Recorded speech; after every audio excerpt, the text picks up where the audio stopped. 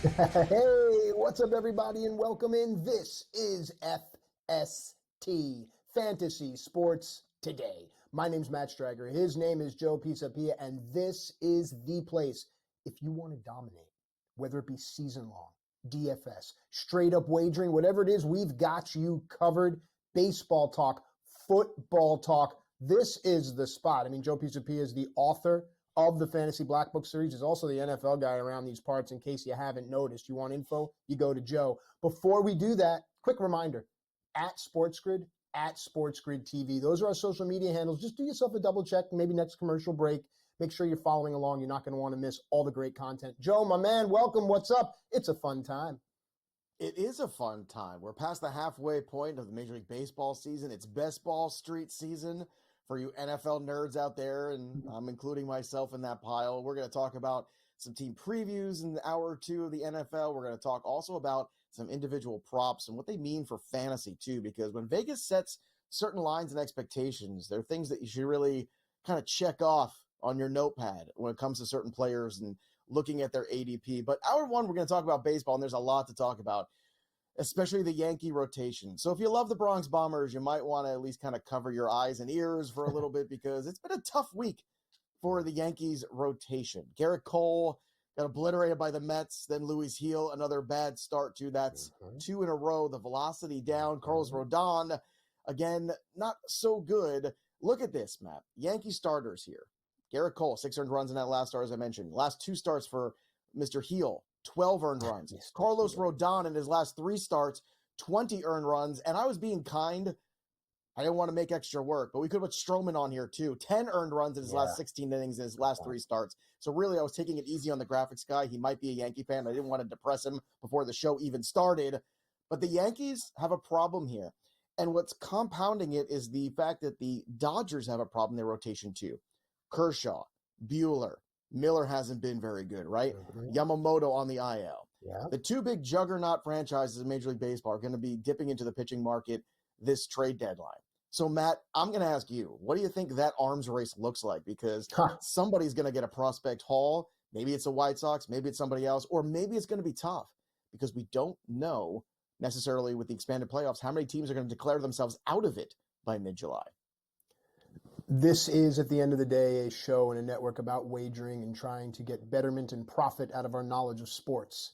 So one thing I will offer is anyone out there that has wagered for a long time and has watched sports for a long time, you understand this. A lot of times, the All-Star break cures everything. A little time off cures everything. It's very curious, and we'll talk about Bryce Harper in a minute, how so many guys start to hit the IL right about now so they can get a few extra days if they know they're not going ahead to play in the Classic. So that, to me, is something to think about. As far as what Joe's talking about, there are going to be names that are moved. I don't know if there's a big blockbuster name. We'll have to reach and say X became the blockbuster name, but there's going to be a lot of ancillary moves that we're going to look back upon in September and say, oh, look, they got him during this. That's what I think we're going to see. So yes, you have 2 giant fish that are seemingly hungry, but the waters are calm right now. Let's see what happens. God, I love when you talk in metaphors. It's just so great. And for that long, Phillies, too.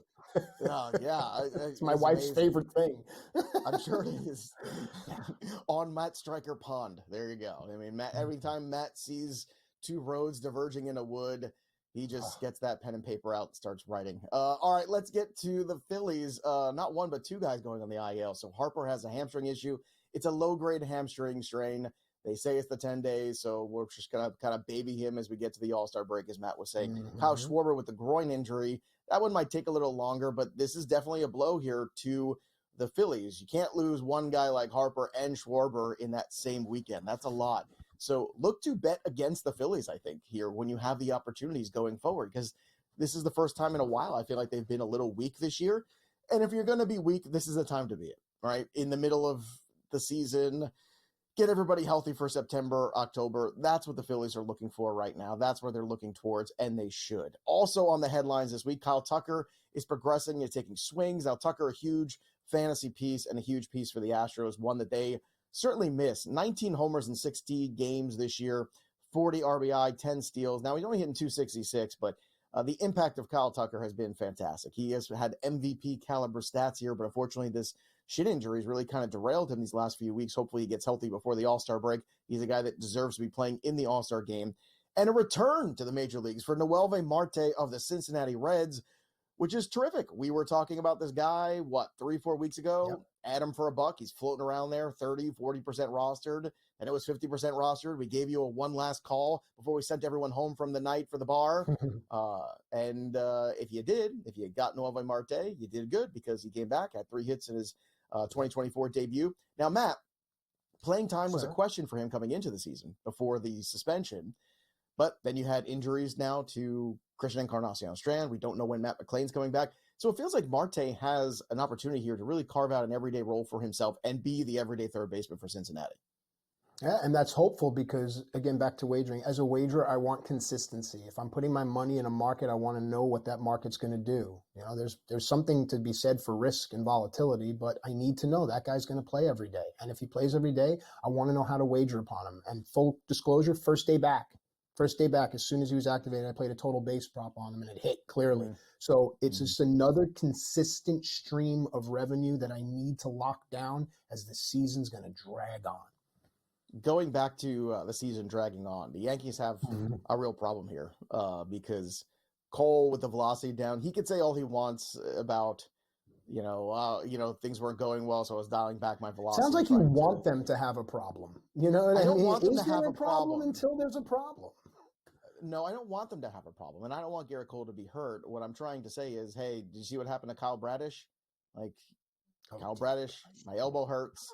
I can't start the season on time. I come back, everything's fine. Everything's fine. It's like Ross from Friends with fajitas. Everything is fine until it's not fine anymore, and Ross is really upset at the end of the day, and we get to the truth of things. I don't think he's 100%. Now, we can wait a little longer. I'm not going to be the Grim Reaper yet. But it is worthy of note, the velocity was down in 2 starts. It's worthy of note that, sure, it does feel like Aaron Judge says, oh, this is his spring training. And that might well be true. But when you couple that with the fact that Luis Gil is now hitting that innings mark, which we talked about a month ago on this show. You were on that. And it's really hard to look at a pitcher that you drafted late, look at him as being the top of the heap in terms of American League Rookie of the Year, look at him, what he's done for your fantasy team, and say, well, I'm going to get rid of this guy. But you have to look at the numbers. And unfortunately, sometimes the stats just bear things out. You're looking at a guy who hasn't thrown more than 95 innings in a season since 2019, and it's 2024, and eventually he was going to hit some sort of wall, and it looks like he's hit it hard. All right, so with the time that we have left, and let's play everyone's favorite game, let's look at the teams that we agree to be sellers, and let's try to find a match. All right, we agree that the White Sox are sellers. Crochet, Thorpe, Kopech, Fetty. These are names that you could have in there. Fetty, fine. Whom else do you agree to be a seller? Miami? How far will Miami? they go? But the problem is Luzardo's on the IL, so is that the move you want to make necessarily? Rogers, right? So Meyer, whom else? Well, Cabrera, look, the Detroit Tigers aren't giving you anybody of note. Scooble's the only guy you'd want there, and he ain't going no place. The Angels don't have anybody. They're a seller. I don't think the Rangers...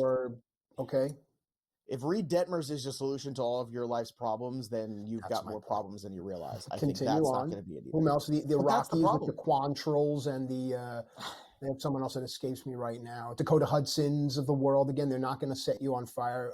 Whom else is out? There's no one else that you really think. That's the problem. And I think that Oakland, is the real issue. Medina, Mason Miller. Mason Miller is JP intriguing Sears. For a team like maybe the Baltimore Orioles where Craig Kimbrell keeps giving you shaky outings, but I don't think they're going to go that route. I think they're going to stick with the veteran. But at the end of the day, Matt, Gil now has one or two paths. He's either going to go down to AAA and he's going to be a 3-inning starter for 2 months and then come back up for the stretch run, or he's going to go to the bullpen, which I don't like when guys like that get out of their normal routine. We're going to stay in our regular routine. We're going to go down the farm, speaking of AAA, and we're going to tell you about some names you need to know for the rest of the season.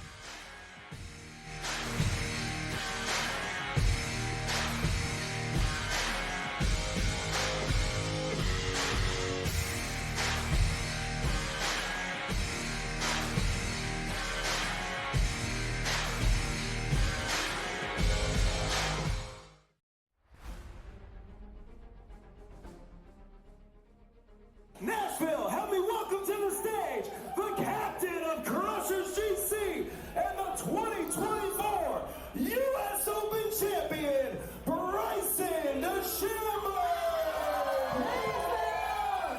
Gosh, I'm trying to hold it in right now. The support's been overwhelming. Tickets for Nashville this week are nearly sold out. We are calling this the Bryson effect. I mean, with how much support we have out here, and it's just the start, that's a testament to what Live Golf is and what the Crushers are doing, what our team's doing, and what we're trying to do for Nashville and places all across the globe. So super excited for the future of Live.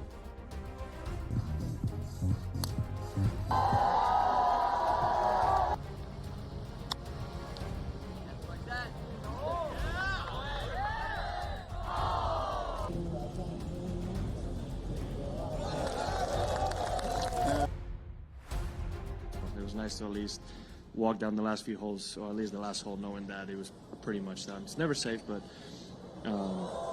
very proud of everybody, and of course Tiro. I mean, what a week to get his first win in a few years and win by 6 in an absolutely dominant performance the way he did. It was absolutely incredible, so I couldn't be happier for him.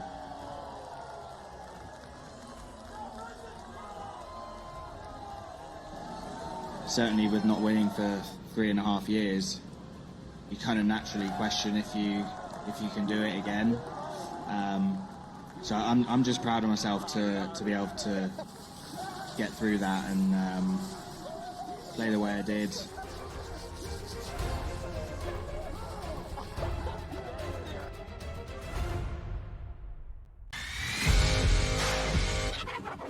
Great.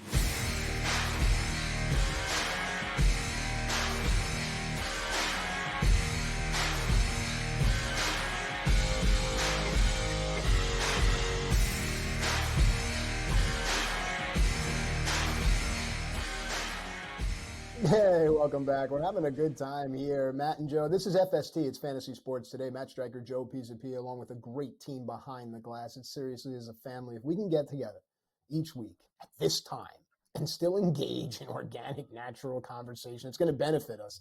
I think that's good. I'd rather just sleep for the rest of the day now rather than engage anyone. It is time now to go down on the farm here. What Joe and I do each and every week is we look at a lot of the minor league players. And you may say to yourself, as a season-long fantasy manager, as a DFS player, as a straight-up wagering, why does that matter? Well, in this day and age, there's so much information out there, Joe. Everyone has a social media account. Everyone has access to information, whether right or wrong information. They have access to it. And it really helps to have good, pure information about what's coming down the pipeline. You've been so accurate week after week. Let's continue the trend. Let's go down on the farm. Yeah, let's go down on the farm and talk about Davison De Los Santos, which has been one of the more intriguing stories in Major League Baseball this year. So a guy gets Rule 5'd, then he gets returned back from Cleveland to Arizona. He starts hitting home runs at a ridiculous clip, right? Then he gets called up from AA to AAA. Brand Lawler, who is the young prospect there, they start grooming him to go from shortstop to third because Eugenio Suarez can't get basically any baseball thrown at him. He's hitting under 200 on the year, and he's probably going to get DFA'd pretty soon. Then Lawler gets hurt. Now De Los Santos, who was working in the outfield a little bit, some other spots, a little first base, now he's back to playing third base, and now there's a clear path for him. Just to kind of give you who is this guy? What's he been doing? 282 at-bats this year in the minor leagues. 23 home runs. That's one less than Shohei Ohtani this year, just to kind of put that in perspective for you. Right. 51 runs scored, 66 RBI, a 340 batting average, a 391 OBP, and a 1047 OPS. Davison De Los Santos needs to be rostered in a lot more leagues than he is because at some point he is going to get an opportunity. And we talked about who's in it, who's out of it. The Diamondbacks are still kind of hanging around, and they're going to get Zach Gallen back soon.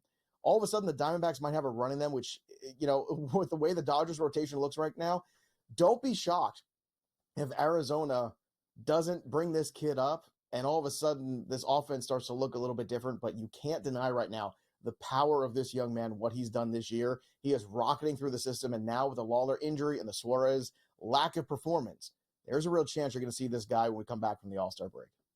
Yep, that's a fun name to say as well. So if you're not hearing it, eventually you will. No, I've noticed that trend just in the space. A lot of people fall in love with names, and you have to really be careful of that. But, Joe, those numbers, especially the batting average, look, I'm becoming less and less impressed, maybe desensitized to a lot of these OPS and home run numbers, especially to see if they translate to the major league level. But I'm always looking for that contact. I'm always looking for the ability to put back to ball. So the batting average is what jumped out to me. So yes, if you have space, 100%, I endorse this. Now we go on to Baltimore's farm system, which I truly believe in a 7-game series could probably, I don't want to hurt anyone's feelings, but beat a major league team or two. Let's just say that. I don't disagree. Kobe Mayo, another one of these big pieces here for Baltimore. Now, I don't think Baltimore is going to move Kobe Mayo in a trade to continue on. Another guy who did miss some time here with an injury, but since he's been back, he's been red hot. 223 at-bats this year so far at AAA, 20 homers. Again, he missed some time. 20 homers, 53 RBI, 43 runs scored, hitting 318, a 393 OBP, and a 1075 OPS. Kobe Mayo has nothing left to prove. And Colton Cowser came back down to life. Remember when we thought Colton Cowser in April, everyone was like, oh, Colton Cowser, he could win Rookie of the Year. We said, let's slow your roll, pump the brakes a little bit with that. Let's see how he adjusts, and certainly the adjustment hasn't really been what we expected. But you're looking at the future cornerstone third baseman here. Kobe Mayo is that guy. The Orioles are a team that, again, are right there. The addition of Corbin Burns was huge for them. You're looking to Heston Kjerstad had a great weekend. He is back up, playing more. They don't have to make deals because they've got all the pieces they can just bring up and make an impact on offense. It's the starting pitching where maybe you add one more guy. But again, now the calculus has changed because you're fighting against the Dodgers, you're fighting against the Yankees, and you might be fighting against one or two other clubs too.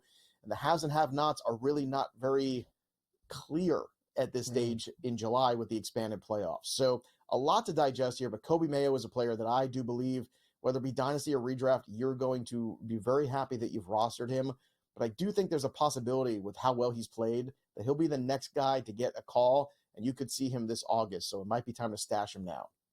Yeah, it's a fun time to be a baseball fan overall, but especially down that beltway. I mean, my goodness gracious, imagine you're a young person and you just love baseball and you want to see more players that look like you. And I understand that.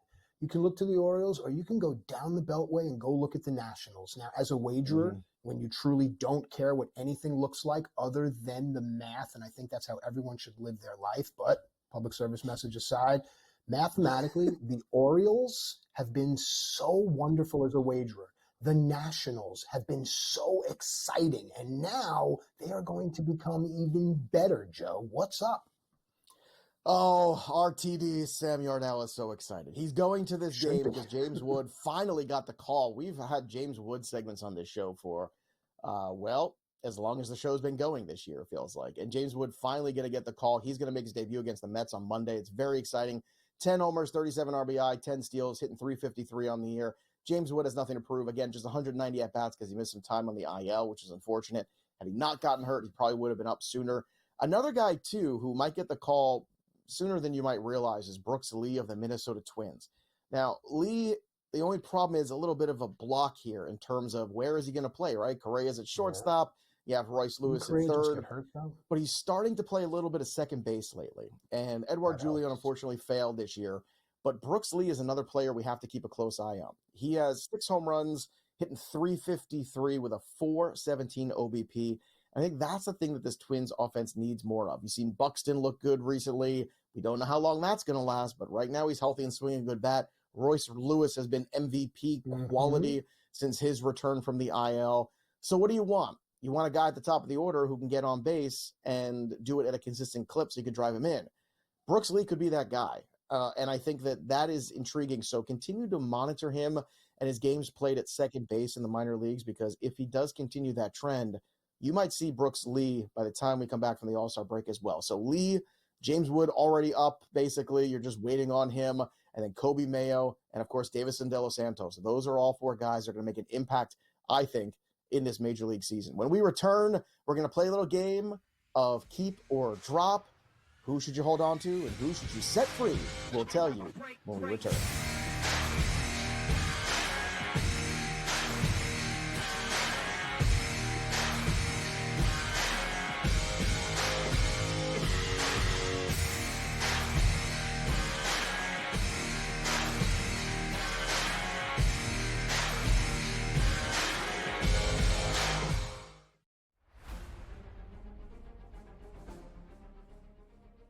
Nashville, help me welcome to the stage the captain of Crushers GC and the 2024 U.S. Open champion, Bryson DeChambeau.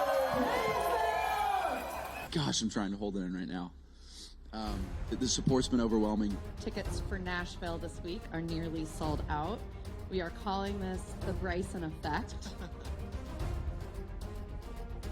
I mean, with how much support we have out here, and it's just the start, that's a testament to what Live Golf is and what the Crushers are doing, what our team's doing, and what we're trying to do for Nashville and places all across the globe. So super excited for the future of Live.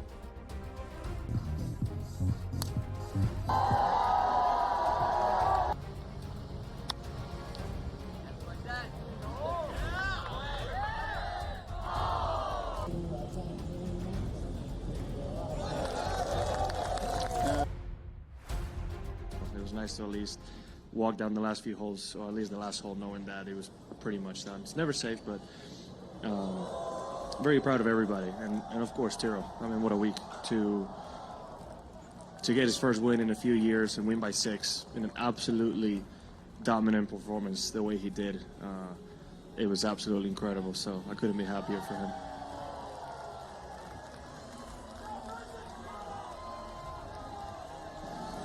Certainly with not winning for 3.5 years, you kind of naturally question if you can do it again.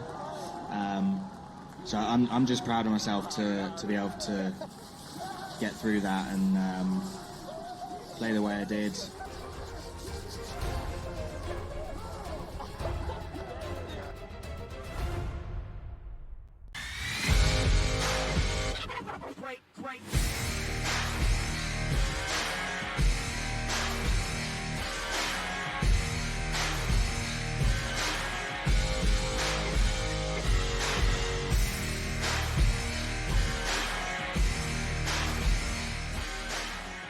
Welcome back into FST. It's Fantasy Sports Today.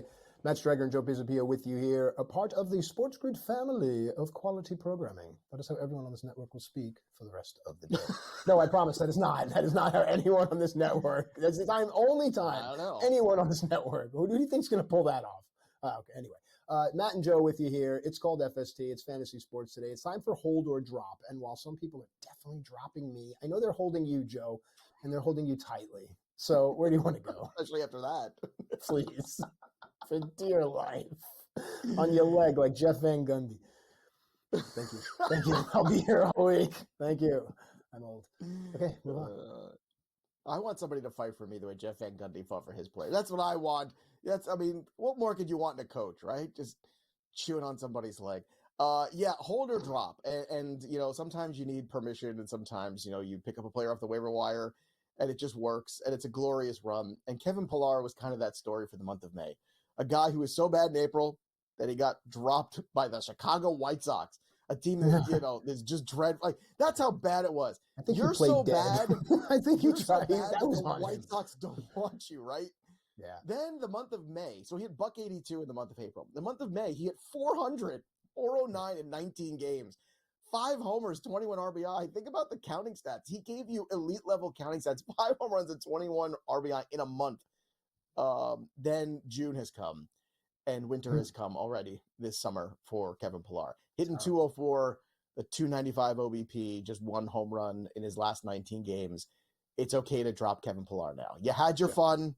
They say people are in your life for a season sometimes.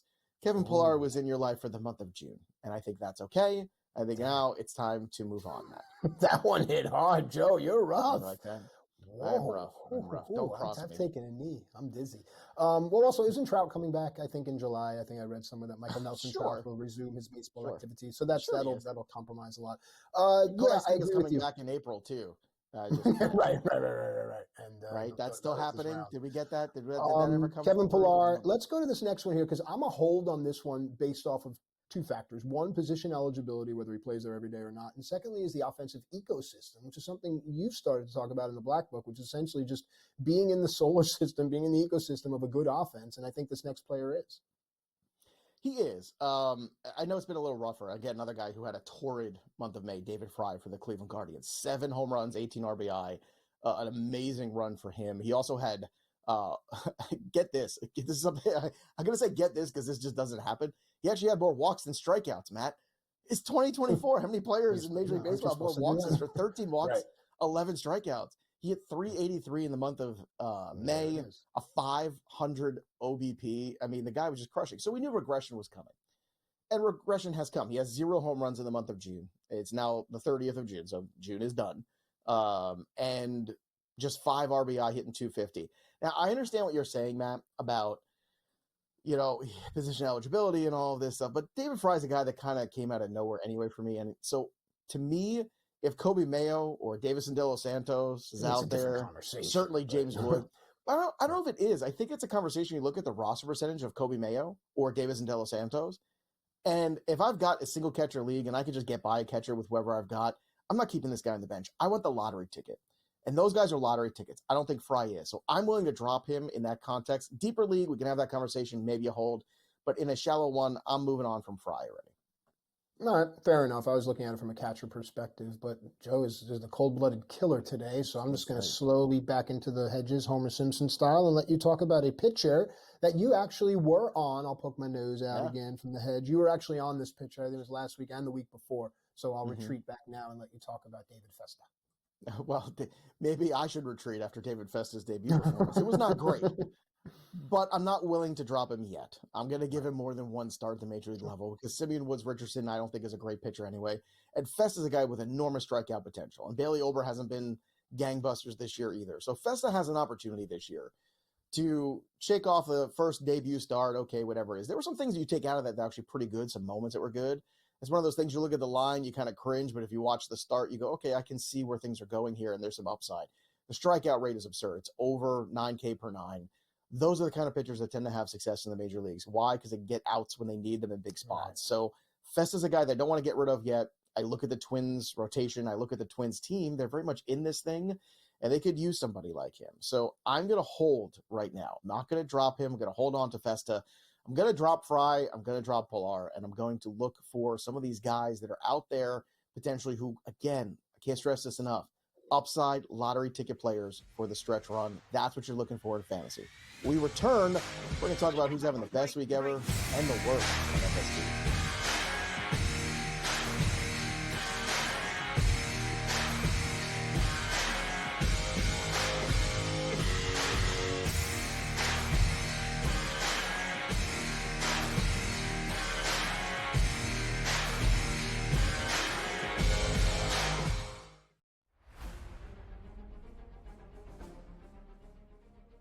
Nashville, help me welcome to the stage the captain of Crushers GC and the 2024 U.S. Open champion, Bryson DeChambeau! Gosh, I'm trying to hold it in right now. The support's been overwhelming. Tickets for Nashville this week are nearly sold out. We are calling this the Bryson effect. I mean, with how much support we have out here, and it's just the start, that's a testament to what Live Golf is and what the Crushers are doing, what our team's doing, and what we're trying to do for Nashville and places all across the globe. So super excited for the future of Live.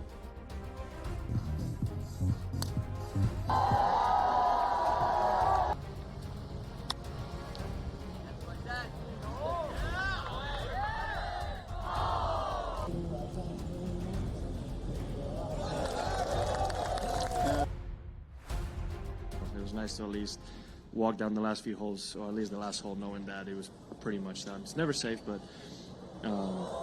very proud of everybody, and of course Tiro. I mean, what a week to get his first win in a few years and win by 6 in an absolutely dominant performance the way he did. It was absolutely incredible, so I couldn't be happier for him.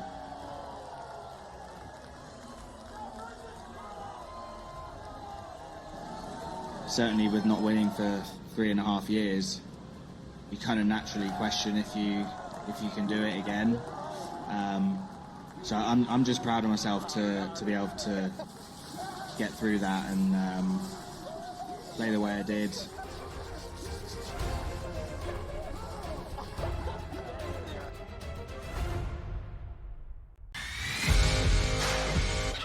Great.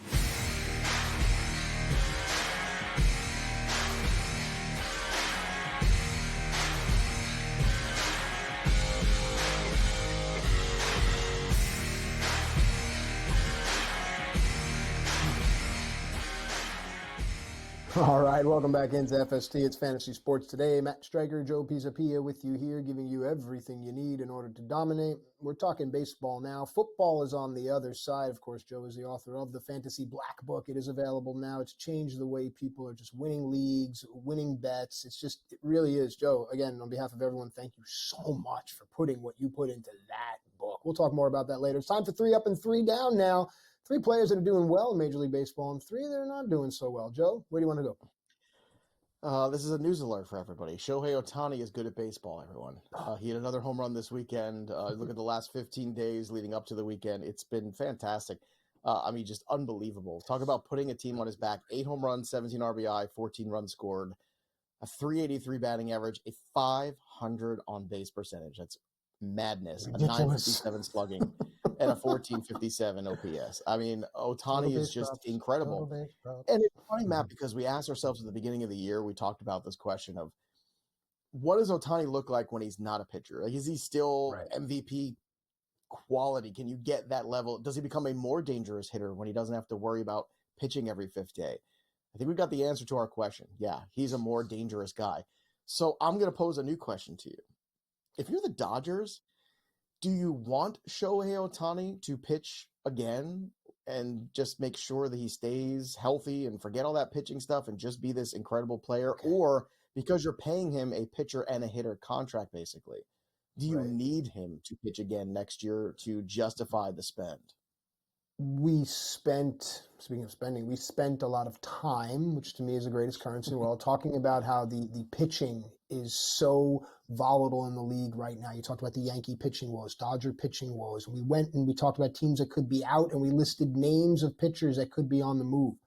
Shohei Ohtani, he hit 383 we're talking about here in the last 2 weeks.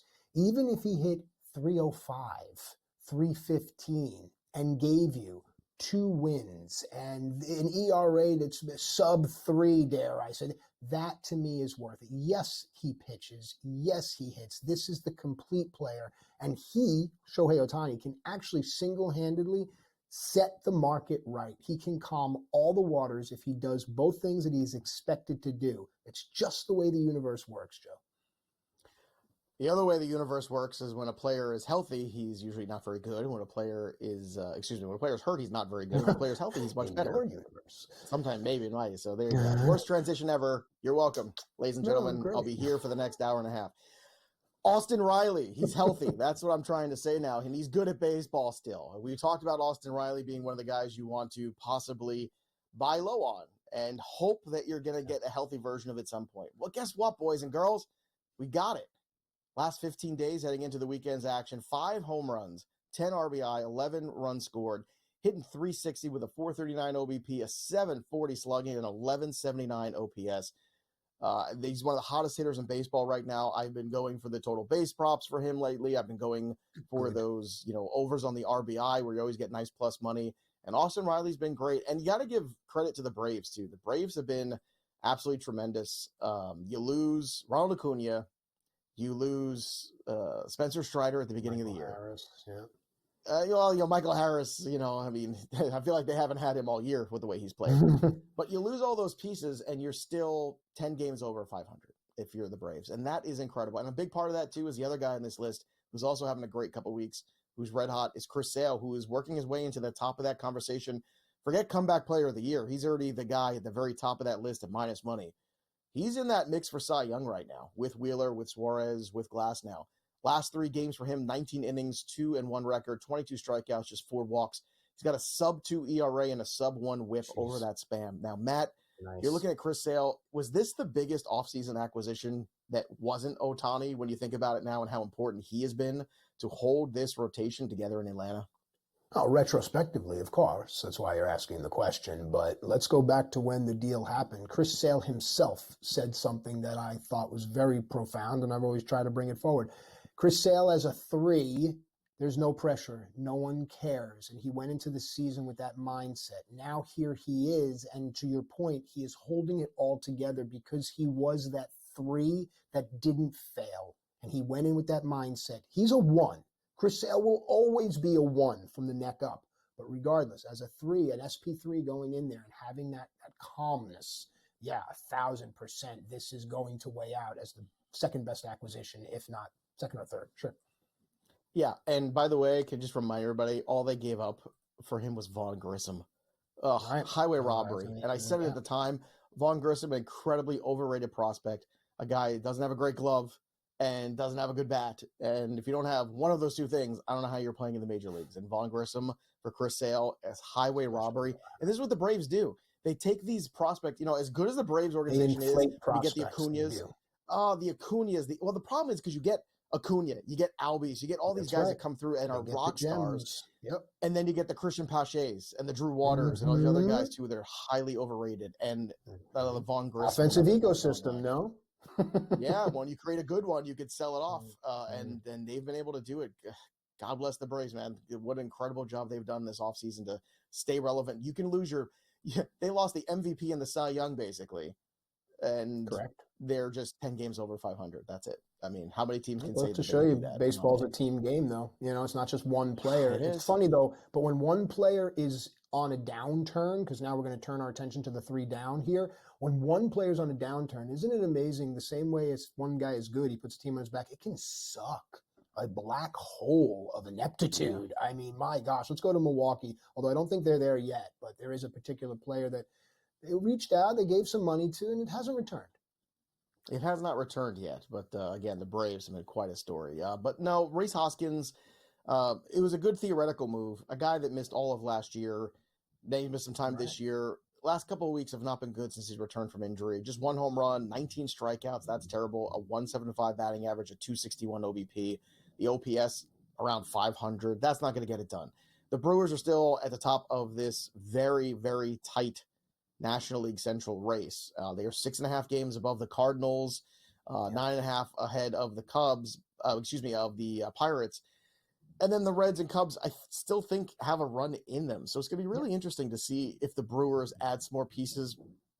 Will it be a DL Hall to that rotation? Because goodness knows they need somebody else to help out, because they lost Gasser. The other guys they brought in here haven't really performed. They tried to make a deal for Dallas Keuchel.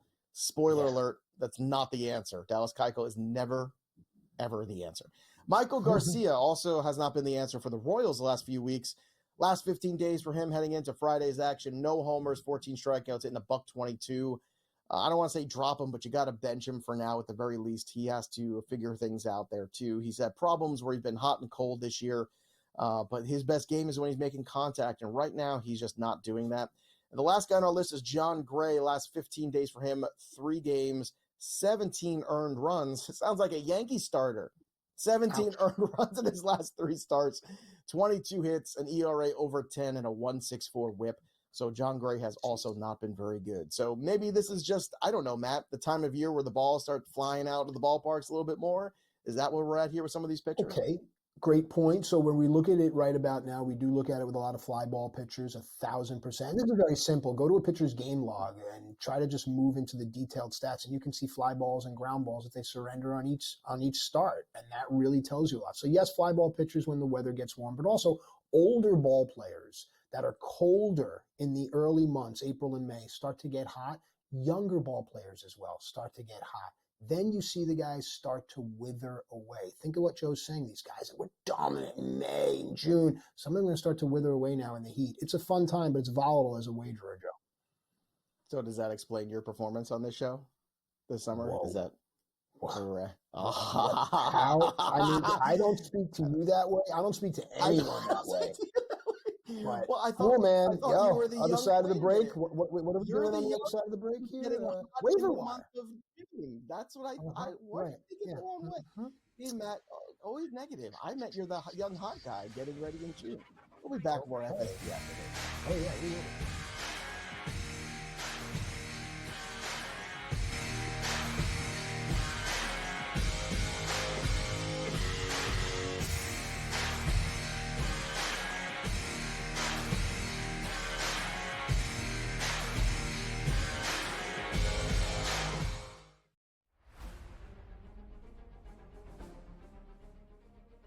Nashville, help me welcome to the stage the captain of Crushers GC and the 2024 U.S. Open champion, Bryson DeChambeau.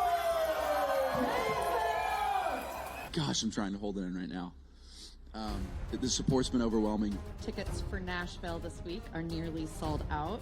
We are calling this the Bryson effect.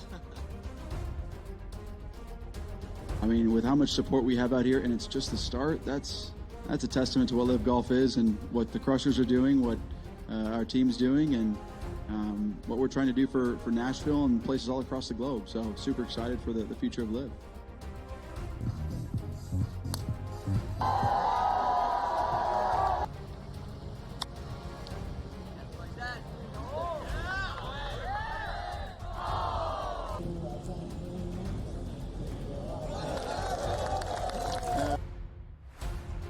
It was nice to at least walk down the last few holes, or at least the last hole, knowing that it was pretty much done. It's never safe, but very proud of everybody, and of course Tiro. I mean, what a week to get his first win in a few years and win by 6 in an absolutely dominant performance the way he did. It was absolutely incredible, so I couldn't be happier for him.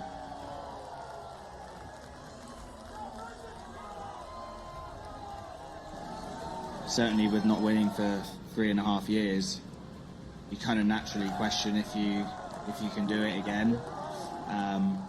So I'm just proud of myself to be able to get through that and play the way I did.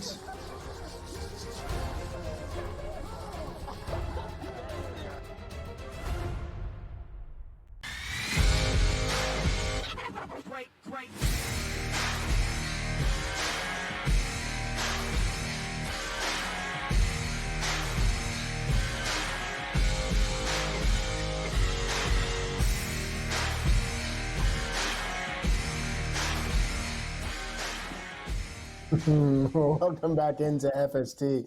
It's Fantasy Sports Today. My name is Matt. His name is Joe. Some inside talk here. So in the industry, before we come back from a break, a producer will get into our ear. All right, everybody, welcome back here to FST. It's time to hit the waiver wire. There's always, every single week, players worth speculating on, guys that you could possibly get on your roster to improve your roster. You should never rest on your laurels. That's how we got here with the greatness of this show. Every week, we just continue to build on just one great show after another great show, banger after banger after banger. That's what we do here on Sundays on FST. And a guy that's banging home runs out there, it's Jared Kelenic, right now rostered in 64% of leagues, so he's still out there in a lot more waiver wires than you realize. Playing time is not a problem. No Acuna, no Harris, and so far Kelenic's doing his best right now. So, Matt, Kelenic has been this guy who's teased before. You talk about a player who had very high expectations at one point in time where we thought he was going to be a can't-miss prospect when he got dealt to the Seattle Mariners, and people were talking about, well, you know, the Mets made a huge blunder here. Edwin Diaz got a closer. Well, guess what? Diaz has been great. I know he's been a little shaky this year, but he was the best closer in baseball 2 years ago. Yeah. And Jared Kelenic's been a player that has struggled. Now, if you look at the last 15 days for him, just trying to get a sample size, he's hitting 350 over that span. Still strikes out way too much. That's just who he is. But it has been a really good run for him. 350 batting average, a 403 OBP, a 633 slugging. Kelenic should not be rostered in just 65% of leagues. This number should be up to 80 or 90, in my opinion. What are your thoughts here on Kelenic and this run? Not sustainable, but still worthy of the pickup, no? Yeah, I agree, especially considering that when he hits at the top of the order for a team like the Atlanta Braves, and we were talking about it ad nauseum, seems like how they've lost so many players, and yet they still are a good baseball team that does good baseball things. So Kelenic can certainly reap dividends in season longs and DFSs and also in straight up wagering. Let's talk about a New York Met. Actually, during the break, I looked at him for his third base eligibility. One of my teams, I've had Yandy Diaz the entire season. I won't cut bait, but I'm just looking for some reinforcements. Let's talk about the Mets. What do we got here? The Mets are 500, man. They're a game out of the wild card. Classic Mets. Don't buy into it, folks. Don't buy into Met fans. My cousin yesterday, she texted me. She was so excited. She was like, hey, Mets are a game above 500. I said, don't do this. Don't do this to yourself. Don't do it to me. Just don't do it. I mean, you can enjoy the games. That's fine. I don't want to steal people's joy, but, you know, for every grimace, I guess I'm the Hamburglar around these parts where I'm just trying to bring sure are, buddy. I am. I am the Hamburglar. I'm ruining everyone's day today. But Vientos, this is absurd, Matt. Mark Vientos right now has an OPS of 933 over 128 bats this year. Sweet. What? He qualifies at first and third, and he's rostered in 50% of leagues. Now, I know some folks kind of check out, or some people say, well, where's this percentage coming from? This is coming from CBS, where you have to pay for most of your leagues, right? Right. So this is Good not, point. some random free site where, you're just looking at people who have a fun ESPN league or whatever. This is CBS roster percentage. Mark Vientos might still be floating out there in your league, and that is an absurd thing right now. 10 home runs, 23 RBI in 128 at-bats. He was great at AAA. He was great in spring training. He did not make the team. He should have. They signed JD Martinez instead. Yeah. Look, Vientos has been a rock here for this Mets offense, and now they've got Alvarez back too. He's starting to swing the bat a little bit. The Mets offense might be better than you realize. Lindor, Alonso, those two guys. All of a sudden now the Mets look like a little bit more of an offense, and the pitching has been, for the most part, better than you thought. Also, a note, Tyler McGill getting sent down, which means you're probably going to get Christian Scott or Jose Butto coming back too in that rotation. So if those guys are out there, add them. But Vientos, Matt, this is criminal that he's only rostered in 50% of leagues. Yeah, it just has to do with the name on the front of the sweater. I'll use a hockey term, name on the front of the jersey as it does in the back of the jersey. And a lot of people make that mistake. So I agree wholeheartedly with you. And it's fun. And if you can take advantage of it, keep an eye on it. And then if you need to dump it later on, that's why we do this segment each and every week. Now let's talk some starting pitching here, because you were mentioning how the Dodgers are one of the teams in need. Let's talk. Well, right now, it's about streaming pitchers on the Dodgers, and Landon Knack is the guy to stream. He's rostered in just 15% of leagues. Is he a great starting pitcher? No, but so far in 6 games this year, he does have a 2 ERA, 30 innings, just 25 strikeouts. So he's not a big strikeout guy. That's the one thing. He's 26 years old. He's a right-handed pitcher here for the Dodgers, and the Dodger pitchers give you one thing, opportunity for wins. And at the end of the day, that's pretty much all you can ask for, right? So as long as you are going to give them something that resembles a decent quality start almost. I mean, Landon Knack, let's be honest, is probably a 5-inning pitcher, right? He has a ceiling of what he could be. He's a streamer. And right now, Landon Knack is a useful streamer if you have the need at starting pitcher or you have injuries that guys are coming back after the All-Star break. Well, before we get to the All-Star break, we still have another couple weeks, in which case Landon Knack might be very useful here. So Knack is another one of these guys. You stream him, you understand what he is, what his upside is, what the downside is, and then you cut him at some other point too to make room for somebody who is more useful on your roster. But right now in a pinch, you could do worse than Landon Knack for the next 2 weeks. Yeah, I agree wholeheartedly, and it does go back again to that ecosystem. He's a Dodger, and if you look around the rest of the league, I don't think you're going to find 29 better opportunities to win a ball game. All right, so I watched this guy's at-bat, and the first swing of the bat, he threw his bat 400 feet. Next swing of the bat, he hit a baseball 400 feet. I ran out and grabbed him because of, you'll see he's just listed as an outfielder here. He does have first base and third base eligibility as well, but also the team upon which he plays. I think that they are a diamond in the rough. But I'm going to let you, Joe, talk about this player. Well, it's Jhonkensy Noel of the Cleveland Guardians, who absolutely has raw power. There's no doubt about that. At AAA in the International League this year, 65 games, 18 homers, 59 RBI, hit 295. So, yeah, I mean, look, they wanted Manzardo to kind of be that guy. He's kind of been mid. Noel, I think, has an opportunity.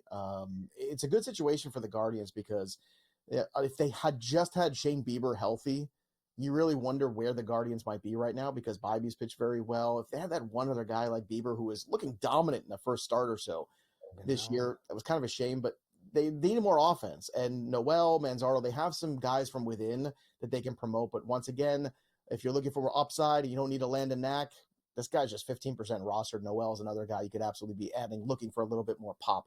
We come back, we're going to take a look at some of the line movement because it might surprise you. These lines do not stop in the futures market. Neither do we. We'll return on SportsGrid.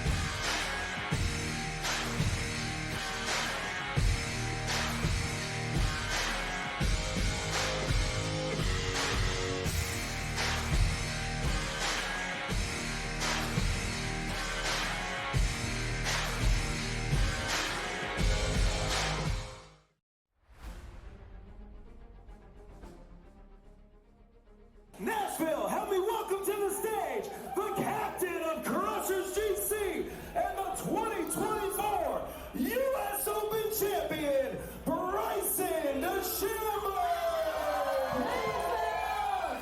Gosh, I'm trying to hold it in right now. The support's been overwhelming. Tickets for Nashville this week are nearly sold out. We are calling this the Bryson effect. I mean, with how much support we have out here, and it's just the start, that's a testament to what Live Golf is and what the Crushers are doing, what our team's doing, and what we're trying to do for Nashville and places all across the globe. So super excited for the future of Live.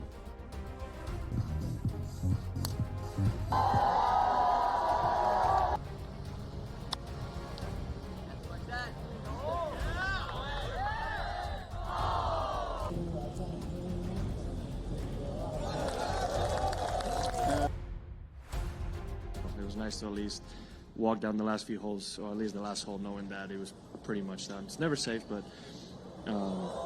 very proud of everybody, and of course Tiro. I mean, what a week to get his first win in a few years and win by 6 in an absolutely dominant performance the way he did. It was absolutely incredible, so I couldn't be happier for him.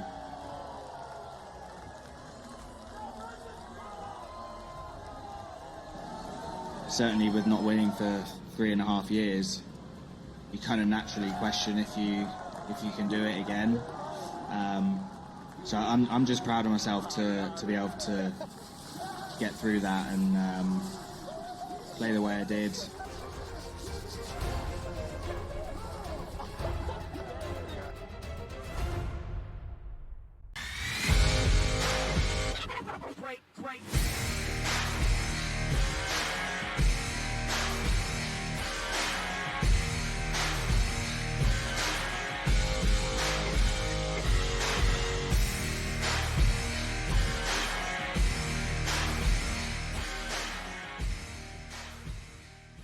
All right, welcome back into FST. It's Fantasy Sports Today. Matt and Joe with you here.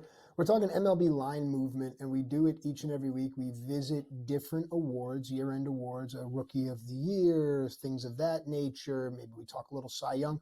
But we look at what we thought, we look at where the numbers are now, and then we think about where we're going. And Joe, this has been so helpful, especially for people holding these futures tickets. So let's go to the American League Rookie of the Year for 2024.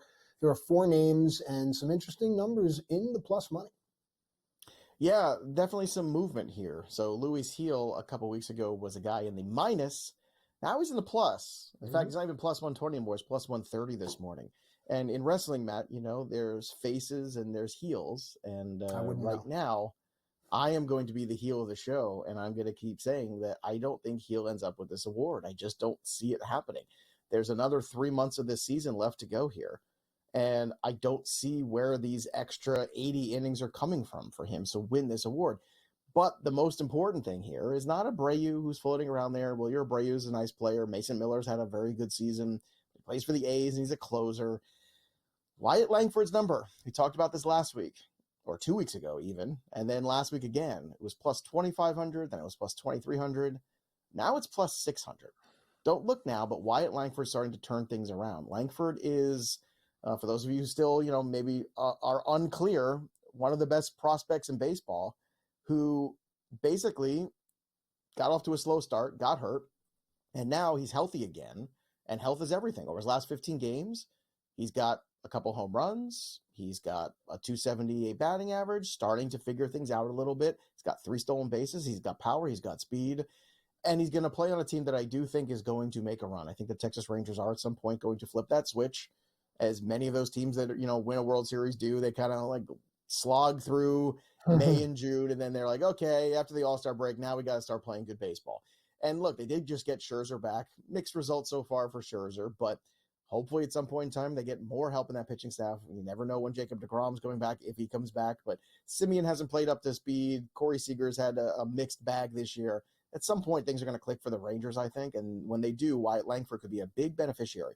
So I'm still looking at that plus 600 on Langford. It's still the one that I like the most. We'll see if I'm right or wrong. But if we have a repeat of last year, again, Gunnar Henderson did nothing for 2 months out of the season. Right. Now it could be a repeat where the stronger finisher is the guy that ends that award and ends up winning it. And it could be Wyatt Langford this year. It's a great point. You make them all the time. But let me just throw this out before we move on to the National League Rookie of the Year. Mason Miller and Luis Medina get dealt to Baltimore, and Miller is in a big spot once the weather changes. He's it's going to change a lot of things with regard to the Rookie of the Year. And also keep in mind, a lot of people say, well, Miller pitched last year. Yeah, but he didn't have enough days to qualify. So he actually has the advantage here with regards to just being in the forefront of writers and fans' minds. A far more common name, Miller and Langford, are than Abreu. And outside of New York, again, how many people know Luis Gil? Let's go to the National League Rookie of the Year. The entire nation is fully aware of the guy at the top of the leaderboard, but there are a couple other names that people should be talking about, Joe.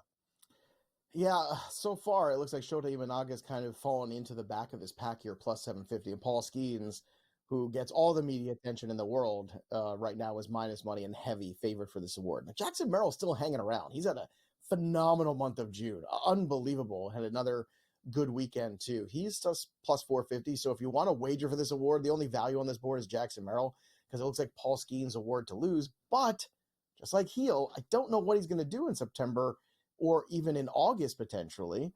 And is he going to be there? Is he going to be pitching? At the end of the day, don't sleep on Jackson Merrill, because he is the everyday player. And sometimes that's rewarded more than the pitchers when it comes down to Rookie of the Year. All right. The National League overall is a far more interesting side of the slate for me, especially when you look at the wild card position and when you look at the Cy Young Award race. And there's just a lot more closeness in the National League, if that's a word, than in the American League, especially when it talks to the Cy Young. So I want you to run down the list for me and tell me who stands out for you. You kind of hinted to it earlier, but let's dive in deeper. Look, this is a really tight race. Zach Wheeler seemed to be running away with it. He is a plus 250. Tyler Glasnow has been great, although this weekend a little bit of a hiccup start for him, plus 400. Chris Sale, plus 400. Ranger Suarez was at the top, remember, 2 weeks ago after that bad Zach Wheeler start, and now he is the fourth guy on this list. So I think it's a three-horse race between Wheeler, Glasnow, and Sale. I think that's what we're looking at right now, and I don't think there's a clear favorite. So I'm going to wait till after the All-Star break on this one, because I think this one still has a little bit more time. I still favor Wheeler because he's been kind of that guy, and I think the Phillies at the end of the day are going to be that team to beat in the National League, but it is getting closer every single week. That's the end of Hour 1. Hour 2, you ready for some football?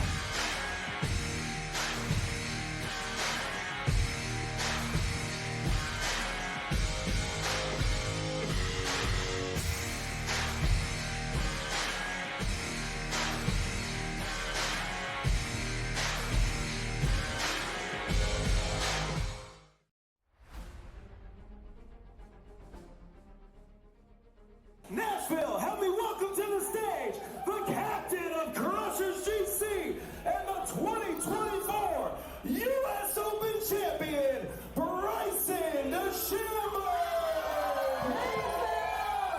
Gosh, I'm trying to hold it in right now. The support's been overwhelming. Tickets for Nashville this week are nearly sold out. We are calling this the Bryson effect. I mean, with how much support we have out here, and it's just the start, that's a testament to what Live Golf is and what the Crushers are doing, what our team's doing, and what we're trying to do for Nashville and places all across the globe. So super excited for the future of Live.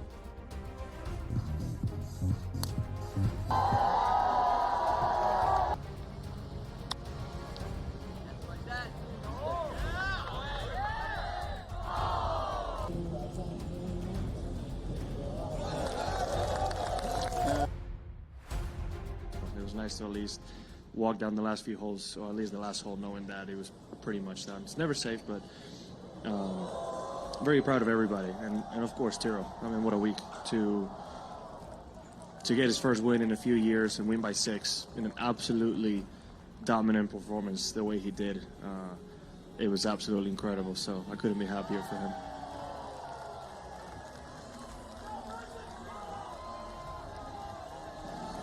Certainly with not winning for 3.5 years, you kind of naturally question if you can do it again. So I'm just proud of myself to be able to get through that and play the way I did.